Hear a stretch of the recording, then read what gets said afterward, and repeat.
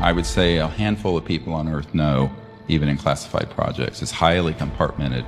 This is really way past TSSCI, top secret special compartmented intelligence. Because the people who are in these covert programs, the last thing they want to do is be caught red-handed in a wet works operation. Wet works are assassinations. A wet works operation with the whole world watching. That's why I'm still alive. I'm working now to try to bring this information, and more equally importantly, the technologies that are behind these spacecraft and things that are being reported on CNN now, because what the public isn't being told is that we have in fact figured out how those objects operate, and that would give us an entirely new and advanced civilization where we would not need fossil fuels, oil or gas or coal or nuclear power. So it's a very big story. Most people think the secrecy around this is because the government has just been incompetent. That's not true. That narrative is a false narrative. The true narrative is that, I will quote from a top secret memo released during the past few decades, but it was dated 1951.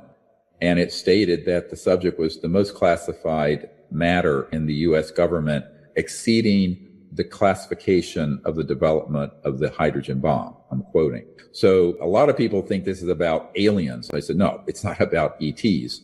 It's about humans. And how are humans going to get out of the conundrum we're in, which is a very serious problem, and move forward as a civilization instead of sliding backwards. The public thinks that, God is in heaven and everything is in orbit and everything is, we actually are living in a situation where the extreme secrecy Eisenhower warned us about, the worst of that has come to fruition. And frankly, no one is reporting that, certainly not the mainstream news media. This is not just the United States, by the way. The same situation exists in Great Britain, Australia.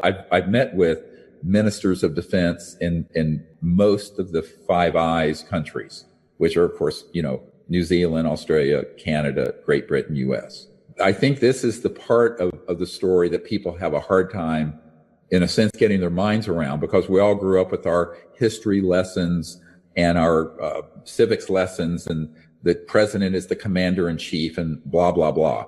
In reality, the emperor has no clothes, and there are classified projects that go on, unfortunately, that are not supervised by the president or the Congress. And actually, the CIA director's wife, who at the time was the chief operating officer of the National Academy of Sciences, said to me during our 2 or 3 hour meeting with the CIA director, she turned to me, she said, how are these civilizations communicating across the vastness of interstellar space? Because the speed of light is too slow. And for people who aren't scientists on your viewership, let me explain. At the speed of light, to go 1% of the way across our own galaxy, the Milky Way, would take, which is 1,000 light years, which is the distance light goes at 186,000 miles every second for a year. That's 1 light year. 1,000 light years is 1% of the way across our galaxy, which is one galaxy amongst trillions. But at the speed of light, for you to even communicate and say, hey, how are you doing? And to answer back, that would be the time since the birth of Christ, 2,000 years, for that transmission to happen with what you and I are using right now on electromagnetic signals. So we knew as scientists, and that there had to be something else that these civilizations were using. And what we discovered was that they have very sophisticated electronics. And this is, of course, what Elon Musk at Neuralink, he has a company called Neuralink, is working on, that interface with directed thought. Now, this is probably where I've lost half your audience. And they're going, what? What we had discovered is that, in fact, these civilizations that are from various star systems have technologies that Elon Musk could only dream about. In other words, they very accurately transmit and send and receive directed quanta of thought instead of an electromagnetic signal per se, through what's called field consciousness. And the consciousness field is, it sounds very Buddhist or Vedic, but the consciousness field is actually not bound by space or time. And because of that, there's no limit on the speed of it. It's instantaneous because of what's called non-locality in physics. Is a bit obtuse and technical to get into probably here, but what non-locality means is that it's not based in the linear speed of light or the linear speed of sound or what have you. It's instantaneous because of the nature of conscious field, the field of consciousness. This is to me, the most interesting stuff, because this whole science of consciousness is actually the big science for the next 1,000 years, but we have to catch up to the last 70 to 100 years of energy and propulsion technologies that have been hidden away so we don't destroy the biosphere. Why are we still using jet engines from the 30s, 40s, 50s, or rockets from the 40s? I'm saying because the alternative would completely terminate the petrodollar system and oil and gas and coal and nuclear power and public utilities. All of it is redundant, completely unnecessary. Tesla actually had a prototype car that was pulling energy out of the environment. And he didn't really understand what that was. We do now. It's called zero-point energy or quantum vacuum energy. But basically, just for people who are non-scientific, if you visualize a coffee cup, the amount of space inside that cup has enough energy to boil off all the oceans of the planet in its potential. And it's called the zero-point energy field. It's been quantified. It was in academic papers in the 50s, so-called Professor Casimir effect. But Tesla stumbled across this way back, early 20s, I believe, maybe before. But JP Morgan said, look, if we can't put a meter on it, we don't want it. So Tesla died a very bitter man. I always joke that Elon Musk doesn't have a Tesla that he's manufacturing. He has a Musk. And the reason I say that sort of jokingly is that a true Tesla would never have to be plugged into the grid. It would be pulling energy out of this state of energy that's around us through very high voltage systems. They're called VHV, very high voltage systems that create an opening into that energy field. And Tesla did enough experimentation with these sort of very high voltage systems at certain resonant frequencies, cycles per second, hertz, that he broke into that area of science, but no one wanted it to come out. Now, fast forward 100 years later, we're still burning gasoline in engines and rocket fuel and jets. And that's a tragedy for the human race, but it's a tragedy for the planet. And it's a tragedy for our children and my 9 grandchildren. So my concern is, the future. The past is the past, but we have to figure out how to catch up and sort of back to the future. It's like that cartoon show, The Jetsons, when they showed people flying around in these cars. When that cartoon was made, those technologies were already developed. They're not going to say, A, we know what these are. B, we know where they come from. C, we figured out how they work. Let me give you a date that's going to probably curl your toes. October 1954. That was the date we mastered gravity control.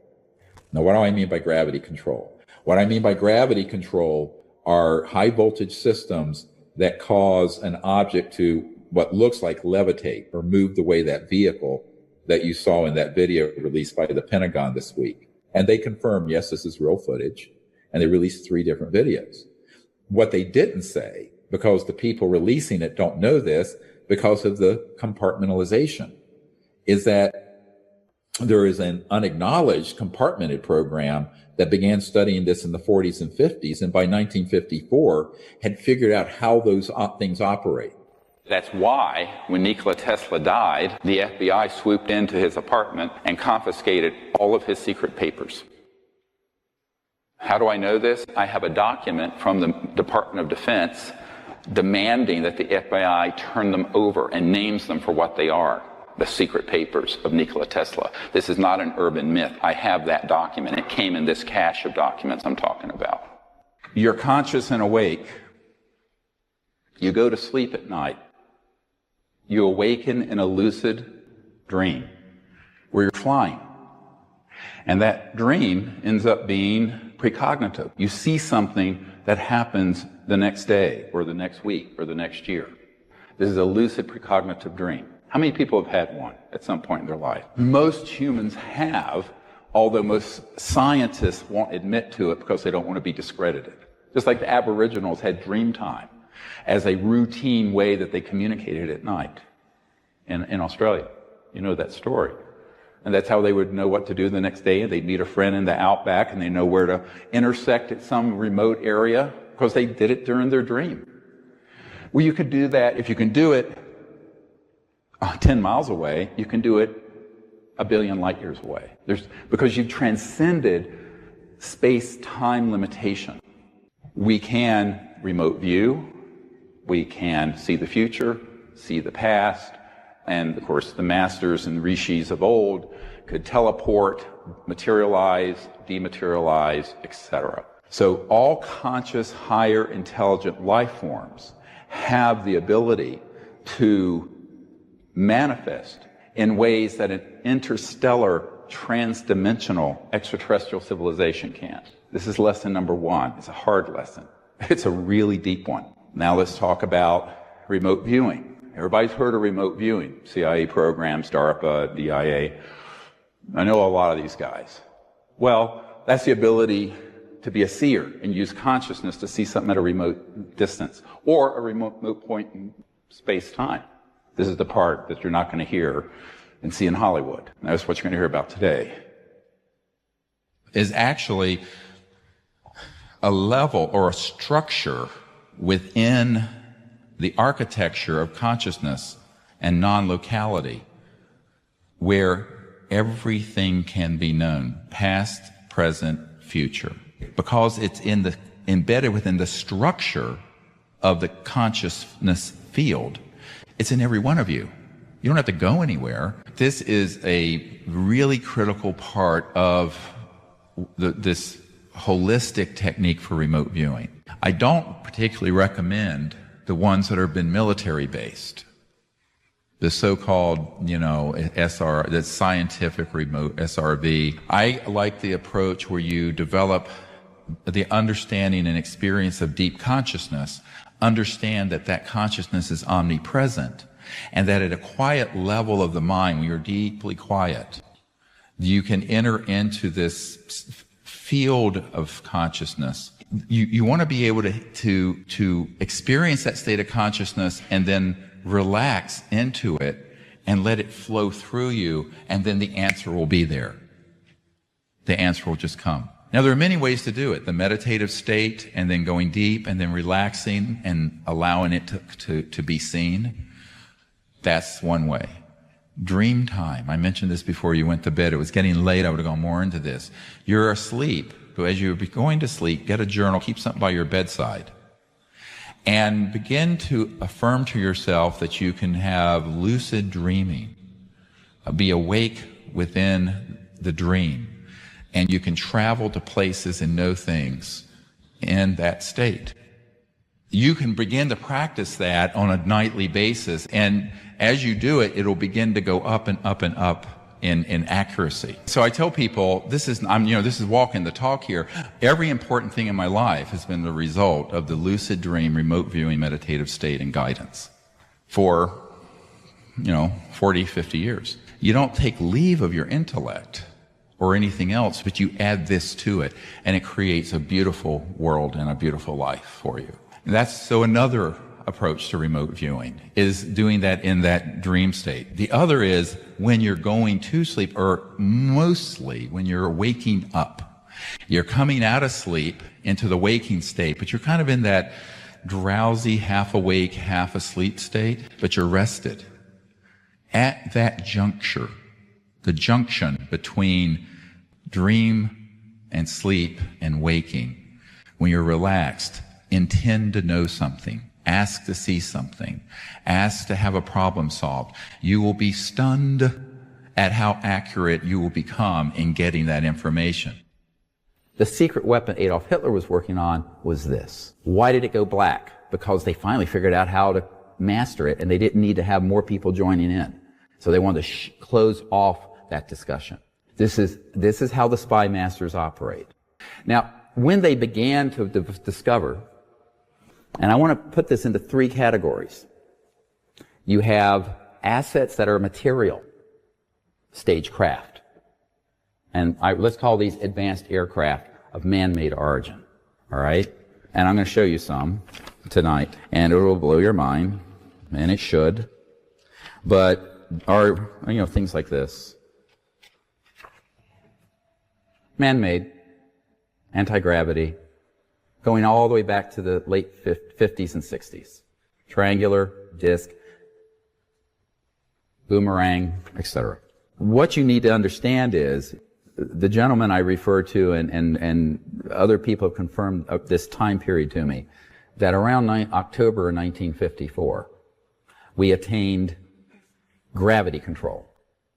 So gravity control meaning electromagnetic systems that affect an object so it becomes seemingly weightless, levitates, and corrects for gravity. And others were using very high voltage, high frequency systems at certain hertz, cycles per second, that would cause a change in the atomic structure and the magnetic field in such a way that you could essentially cancel mass. Okay, so without boring people with a physics lesson, if you make something close to massless, no weight, but weight is different from mass, massless, then you can accelerate it at enormous speeds with very little power. And it can go right-hand turns, go up and down, and if you can control for the interior at 1G, in other words, one gravitational field, then you can go at 100,000 miles per hour, make a right-hand turn, and your brains don't come out of your ears. The secret weapon that we had was the atomic bomb. The secret weapon Adolf Hitler was working on was this. Why did it go black? Because they finally figured out how to master it, and they didn't need to have more people joining in. So they wanted to close off that discussion. So in October 1954, gravity control was mastered, and we began to build various prototypes of what the public would call UFOs. And some were made to simulate the shape, appearance, and motion of an extraterrestrial vehicle. Because what better way to confuse people than to have something that looks almost the same? Is it gold? Is it fool's gold? Is it real? Is it Memorex? Get where I'm going here? This is how the spy masters operate. So I call those the assets that are material, physical craft. Now that's one category. We'll return to this. There's another category, and this is more difficult to understand, and that is electromagnetic assets. And these include electromagnetic systems that could optically, like a very advanced hologram, simulate an event. Electromagnetic systems that have been called popularly electronic warfare systems that are psychotronic and radionic, that interface with consciousness and thought.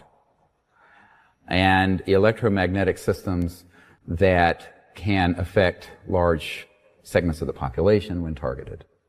Now these began to be developed quite in an advanced fashion by the 40s and 50s. And by 1956, it had been accomplished to the point of state-of-the-art.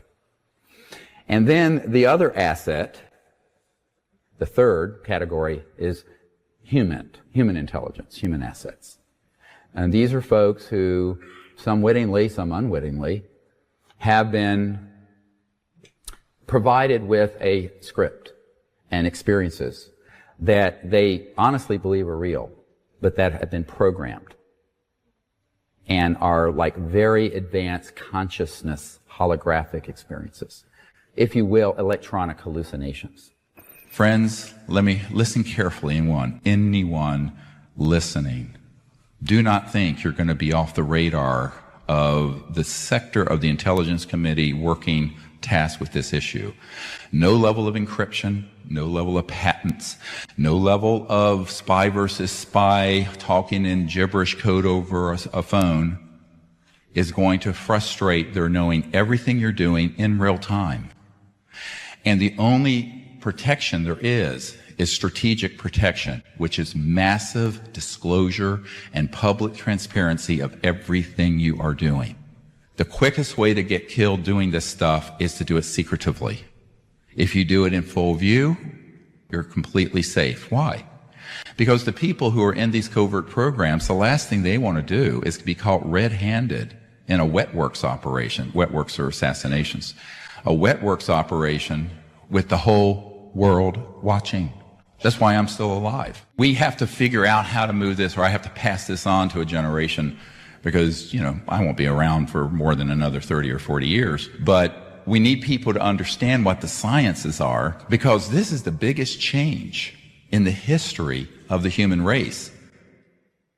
Every CEO and high-tech person and billionaire I've met with wants to do the technology, monetize it, have patents, keep it secret, do the R&D in secrecy, like you're developing another piece of rubbish like this cell phone. It's just junk. It's of no real significance at all. Not going to change the world. It's a telephone that you can talk on like in the early 1900s, except it's wireless using the same frequencies of a radio or what have you. It's nothing. It's nothing. Trillions of dollars into nothing.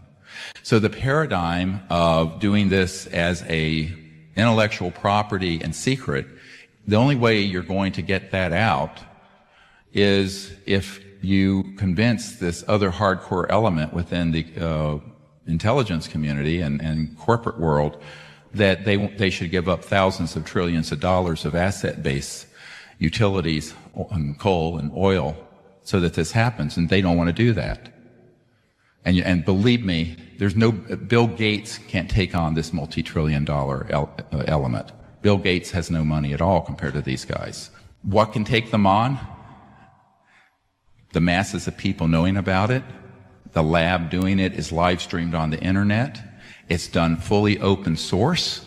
And the instant you hit the sweet spot in the resonant frequencies of a free energy device, the entire world knows it, and dozens of academic centers reproduce it in real time. You squeeze the toothpaste out of the tube so hard and so fast, no one can put it back in, and the whole world knows about it at each step. Do you want to know how ETs make things? Should we get into that? Because this is actually a consciousness-assisted technology. This microphone and all this stuff we cut down a tree for this.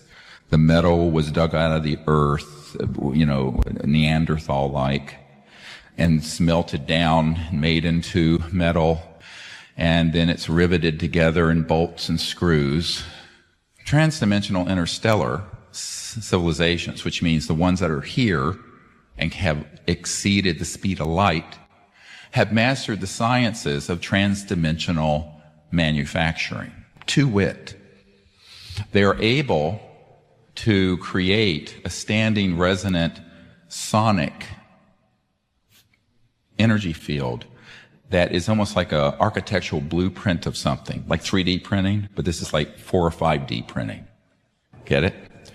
And in that resonant field, then materialize the object, the spacecraft, the piece of clothing from the transdimensional interface, energetic interface with subatomic space-time matter, so that the molecules, the atoms, the structures, everything in that is coming through into this dimension of 3D from that deeper interface from another dimension, an energy field, and it just materializes it. Now, the word materializes, no one thinks what that means. It's to make material, but you're assembling it from these elementals. I call them the elementals that are subatomic, and then way in past the even 0 point energy field, which is infinite energy, as Tesla said, But in that pluripotent state, you can recruit pure gold, pure platinum, iron, any metal, and biologicals, what have you. So you can then manifest that.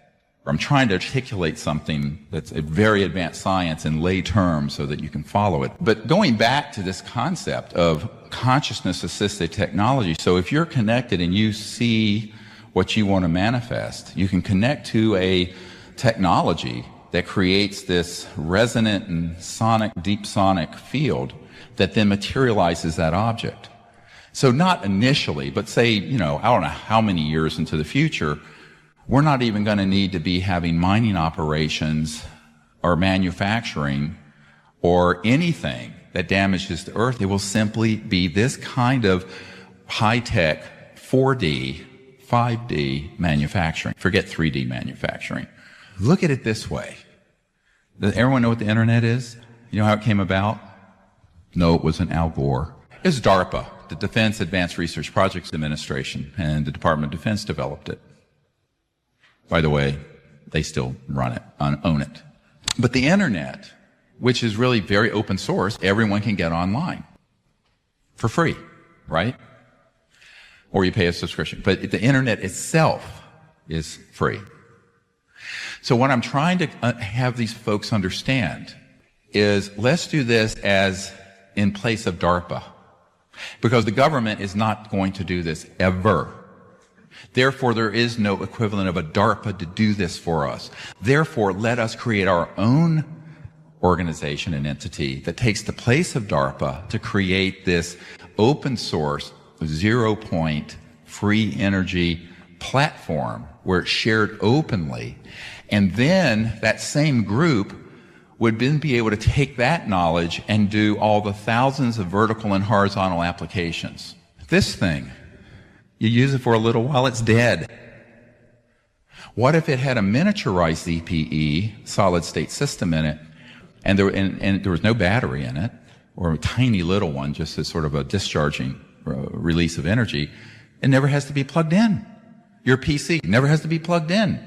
Your refrigerator's manufactured, ships from the factory with a motor. It has a motor in it now, but it's a 0-point energy motor. But the basic energy source and how it works needs to be open source. Does this make sense to folks? Just like the internet is open source. And I'm trying to convince people who are high net worth CEOs, individuals, and also inventors to leave behind this spook model of keep it an intellectual property, have it a trade secret, we'll be so cute, we're going to outfox the secret government, we're going to take the patent for it and divide it into 100 patents and they won't know what we're doing. By the time you've had that thought and it's emanated from your cortex, classified projects know that's what you're going to do. And I'm not kidding. Because they have technologies that are at that level of spyware. What I want to share tonight is personally very difficult. And the reason it is that this issue and this presentation will be the most difficult one I've done in 26 years. I'm accustomed to giving folks bad news. So this is very, very bad news.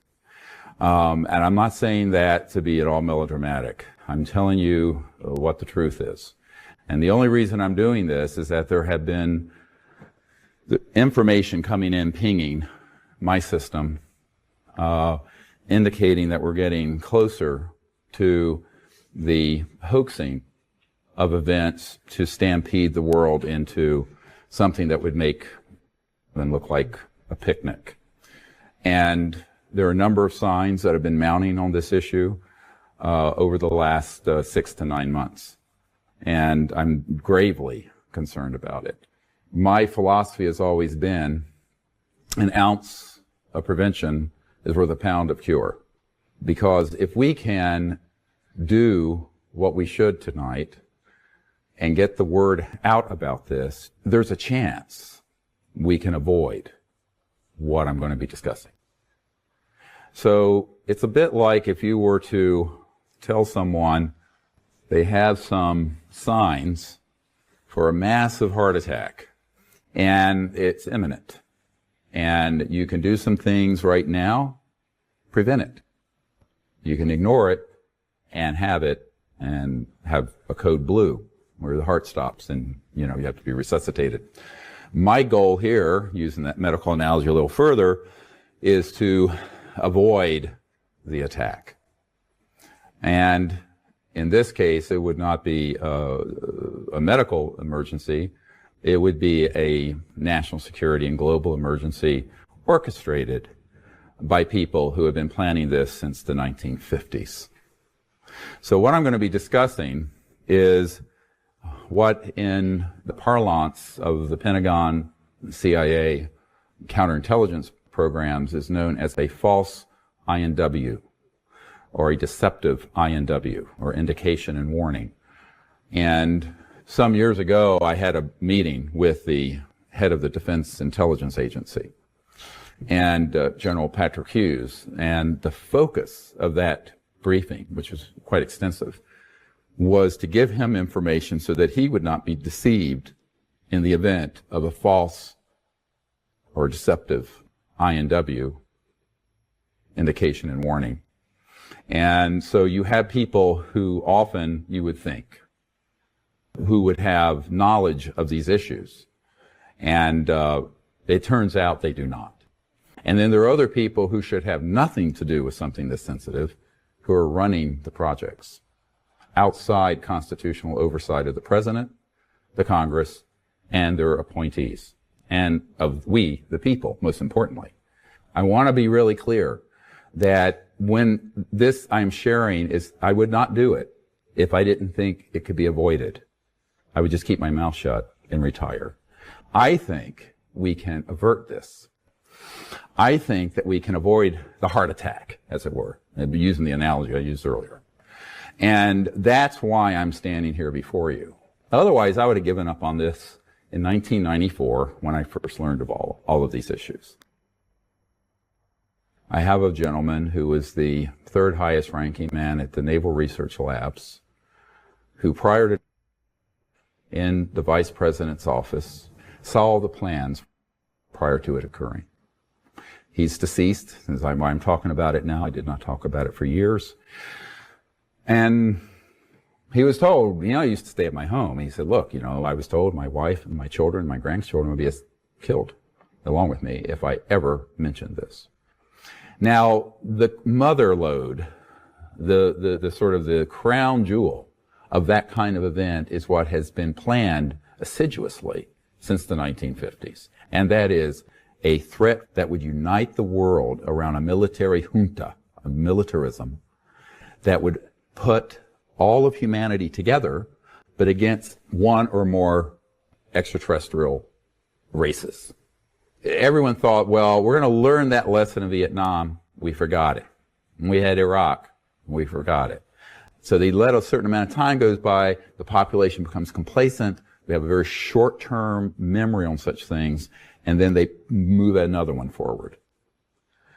Now that plan, which they came up with in the 1950s, has been very carefully rolled out.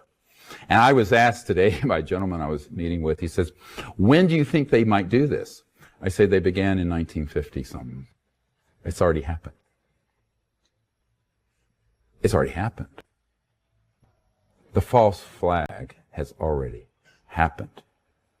Now, not the crescendo moment, not the final act, all right? But acts 1, 2, 3, 4, 5, 6, 7, 8, 9, whatever, have already transpired. What do I mean by that? What I mean is, these operations figured out that the psychological warfare value of this subject was such that they could set up events that are completely hoaxed, beginning in the 50s and 60s, that would convince people that those events were of extraterrestrial origin, alien, when they were not. And so blur the lines between the actual ET activity and the human stagecraft, as it's called, that most people, including people at the White House, wouldn't know the difference. The problem is certainly not UFO subculture, and certainly not the media. No one in government I know, for the most part, has a clue. Even mid-level people, functionaries within the majority intelligence committee, MAGIC, M-A-J-I-C, that runs these operations, do not know about this. This is why Admiral Roscoe Hillenkoetter, the first CIA director when it was formed in 1947, took the place of the OSS, said in a letter that the secrecy surrounding UFOs was a threat to the national security. This is why Eisenhower said the secrecy, unwarranted secrecy is what he said. It could be a threat to our democracy and our way of life. And they were referring to this dynamic. But the problem is, in that vacuum of secrecy, extreme, illegal, unacknowledged special access projects, which is what they're called, at a compartmented level, and I was talking to a gentleman today about this, at least 21 levels, compartments, past the level of the president. 21 levels. That you have a permanent infrastructure that has evolved or spun off from the legitimate government, but that is embedded within the corporate sector, the intelligence community, and the military sector, that is run amok viciously of our liberties and our freedoms. And we'll get into this also. This gets into some issues that are going to make me very unpopular with some folks. I don't care. I mean, we don't have time for that. I don't care if you like me, love me, hate me. People got to know the truth on this. I've been told that me, my wife, my children, and my grandchildren would all be killed. He says, I'm not going to talk about it. And back when we were doing these briefings for Congress, and in fact, even before then, the Asilomar gathering in 1995, we reached out to Neil Armstrong because I knew from contacts and family that when we landed on the moon, we weren't alone. There were two people who've been on my team for many years who were good friends of his family. And so we reached out to him and invited him to come to those events, and he politely declined and told us that it was made very clear to him and the other Apollo astronauts who witnessed this first event, where when we landed at the crater on the moon, the rim at the top of the crater was, quote, crowded with UFOs, craft that were up there, multiple of them, and that these were filmed. I know people personally who've seen that film, and that's why the film footage that came back to the Earth, we did go to the moon, but some of the footage, it doesn't make sense because the flag is moving. Now, the reason for that, and this is where people say we didn't go to the moon, it was all hoax and filmed in a basement up in New York. The truth is we went, but during the lunar orbiter, going back before the Apollo mission, we actually were circling the Earth taking the first early digital photographs. And as you know from the testimony of Disclosure Project witness Carl Wolf, there were structures on the moon that were artificial. Some were newer and some were very ancient. And so they knew the covert programs, and these images were being downloaded to out here at Langley, not the CIA headquarters, Langley Air Force Base, to a compartmented operation run by the National Security Agency that was then sequestered away from the other NASA scientists. But the people running that project, the deep black people in those projects, knew that it was likely we were going to encounter something not of this world or a UFO when we landed. Therefore, they had filmed some footage that they could splice in if something started happening. So during the live transmission, if something started happen, there's a delay that went through this National Security Agency filter, and they could immediately, instantly put in. And that's why there's a couple frames where the American flag is moving. Well, there's no atmosphere on the moon. Okay? Which was the one mistake they made in that whole plan. That's the telltale giveaway. Now, some people have taken that, the conspiracy theorists have said, we didn't even go to the moon. We did go to the moon. But they knew that it was likely there were going to be ETVs, extraterrestrial vehicles up there. And so when they stepped out, of course, you know, and we're approaching actually, before they even landed, they saw them. So they were already with this sort of pre-prepared film that looked very, very good, except for this one error. And so Neil Armstrong and Buzz Aldrin know for a fact. Now, Neil Armstrong said, look, you know, if I were to go forward and talk about what actually happened, I've been told, Neil Armstrong said this to us, that my wife, my children, and my grandchildren would all be killed. That they would take us out somehow, some terrible accident. And he says, I'm not going to talk about it. Now, Buzz Aldrin has just basically, he sort of had a nervous breakdown after this and was actually at an Air Force facility. I know a man that was there with him, and he confided that this is also what happened. I also know Buzz Aldrin's sister, who pulled me aside and says, yes, you're absolutely right. That is what happened, but it's not my job to out Buzz Aldrin on this. If he's ready and he's able and allowed, he will speak about it. But you have to understand, enormous pressure was put on these men never to speak about what actually happened. Now, one of the things that Neil Armstrong was overheard saying, and this was reported in Timothy Good's book, Above Top Secret, is that Neil Armstrong stated that we were essentially warned off the moon. That, in other words, these civilizations did not want us going to other moons or planets to colonize them with the consciousness of nationalism and the Cold War. Because remember, the Apollo project was really a proxy for the Cold War. The United States was in a complete panic when Sputnik overtook our space program, the Soviets. And so the race to the moon was part of, and always was part of, the military competition between two huge superpowers, the old Soviet Union and the United States of America.